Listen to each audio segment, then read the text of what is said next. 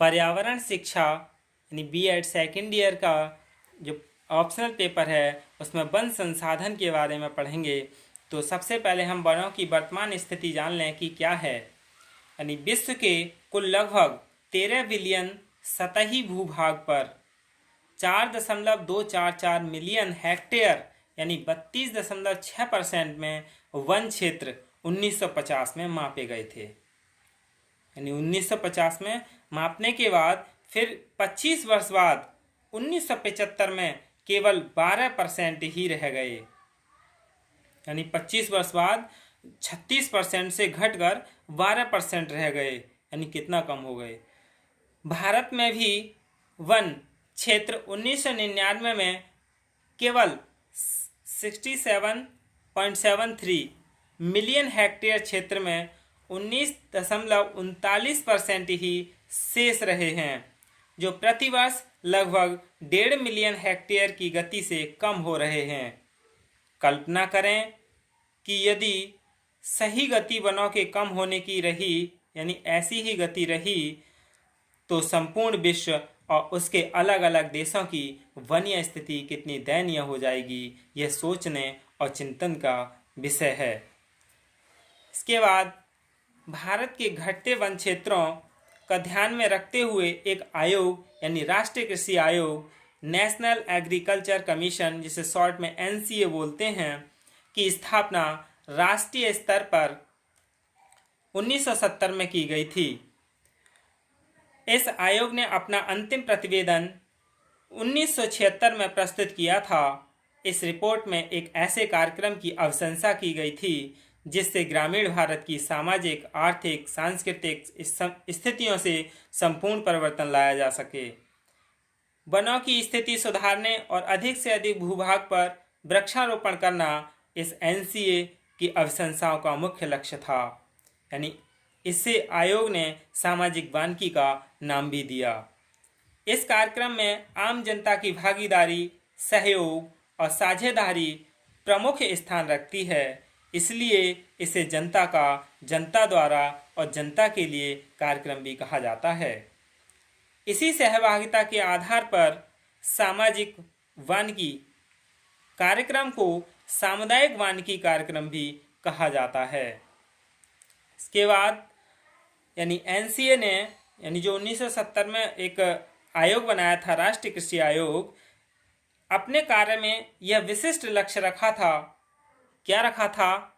इनके 3 विशिष्ट लक्ष्य थे। यानी वानिकी को पारस्परिक स्थिति से बाहर निकाला जाए, वानिकी में अधिकाधिक लोगों को भागीदार बनाया जाए, यानी ज़्यादा से ज़्यादा लोगों को भागीदार बनाया जाए। तीसरा था वानिकी उत्पादकों से आर्थिक आय में वृद्धि की जाए। इन लक्ष्यों को ध्यान में रखते हुए इन्होंने कुछ उद्देश्य भी दिए, और वो उद्देश्य क्या हैं, अब हम इन उद्देश्यों के बारे में जान लें। इनके उद्देश्य हैं मात्रा और मूल्य की दृष्टि से प्रति हेक्टेयर उत्पादन में वृद्धि हो। यानी मात्रा और मूल्य की दृष्टि से इनमें वृद्धि हो, तभी क्या होगा, कुछ आर्थिक लाभ होगा। कुशल और अकुशल व्यक्तियों के लिए काफ़ी अधिक रोजगार उत्पन्न किए जाएं। यानी एनसीए का जो लक्ष्य था, उस लक्ष्य को पाने के लिए उनके कुछ उद्देश्य थे, तो ये सही था। यानी चाहे कुशल है चाहे अकुशल है, इन सभी के लिए काफ़ी यानी ज़्यादा से ज़्यादा रोजगार दिए जाएं।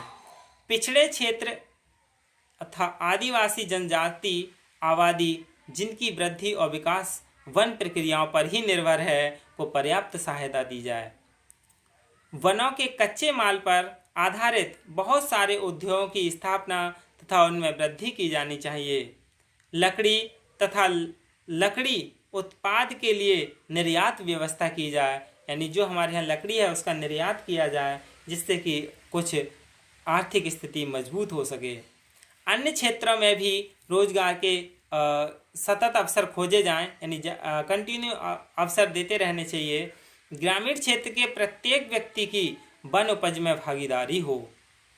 यानी वन उगाने में प्रत्येक व्यक्ति की भागीदारी होनी चाहिए। अवनीकरण को निरुत्साहित किया जाए। यानी जो वन है उनको ज़्यादा से ज़्यादा पौधों को उपज के लिए उत्साहित किया जाना चाहिए। चारागाहों की भूमि निश्चित होनी चाहिए, यानी चारागाह कैसे हैं, कौन सी जगह है। प्रत्येक वन उत्पाद अपशिष्ट सहित का उचित उपयोग किया जाए, यानी उन सब का सही सा उपयोग किया जाए। ये तो क्या थी, वनों की वर्तमान स्थिति थी और इसका उद्देश्य भी पढ़ लिया जो एनसीए ने निर्धारित किए थे। अब हम वनों का अति दोहन के बारे में जान लें, यानी ओवर एक्सप्लोइटेशन ऑफ फॉरेस्ट। जलाऊ लकड़ी यानी जो लकड़ी जलाई जाती हैं और काठ कोयले की बढ़ती मांग को पूरा करने के लिए एशिया और अफ्रीका के विकासशील देशों में वनों की अंधाधुंध कटाई हुई है। इसके फलस्वरूप वर्तमान समय में वन क्षेत्रों में काफ़ी कमी हो गई है। कागज़ और अखबारी कागज़ की बढ़ती मांग के कारण वनों के अधिकाधिक उपयोग की आवश्यकता हो गई है। वन एक संपूर्ति संसाधन है। यदि काटे गए वनों के क्षेत्रों में ठीक ढंग से पेड़ लगाए जाएं तो वन क्षेत्रों को काटने से रोका जा सकता है। इस प्रकार वनों से निरंतर लकड़ी तथा अन्य वनोत्पादन प्राप्त किए जा सकते हैं। आज हम वनों को सुरक्षित रखने की आवश्यकता को अच्छी तरह से समझ गए हैं। यही कारण है कि बंजर और बेकार पड़ी भूमि का उपयोग वृक्षारोपण के लिए किया जा रहा है।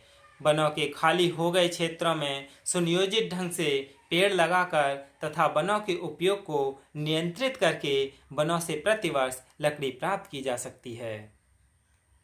मध्य अक्षांशीय वनों का तथा शंकुधारी वनों का व्यापारिक उपयोग हो रहा है।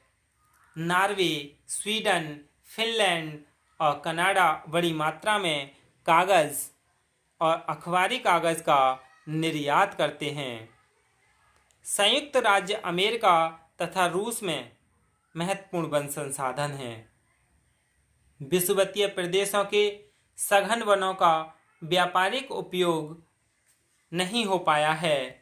इसके अनेक कारण हैं। ये वन दुर्गम हैं, यहाँ अनेक बीमारियों का प्रकोप है तथा पेड़ों के नीचे घनी झाड़ियाँ हैं।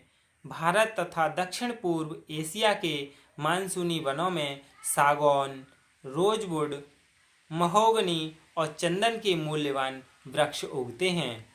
इनमें से कुछ वनों को चाय, कहवा, रबर और मसालों के बागान लगाने के लिए साफ कर लिया गया है, यानी वनों का अतिदोहन रोककर वनोत्पादन किया गया है, जिससे कि प्राकृतिक संतुलन, प्राकृतिक पर्यावरण का संतुलन बना रहे। यह क्या है, वनों का अतिदोहन है। अब हम अगली बार वन संसाधन में ही वनों के महत्व और इनके उपयोग के बारे में पढ़ेंगे कि इनका क्या महत्व और इनका क्या उपयोग है। धन्यवाद।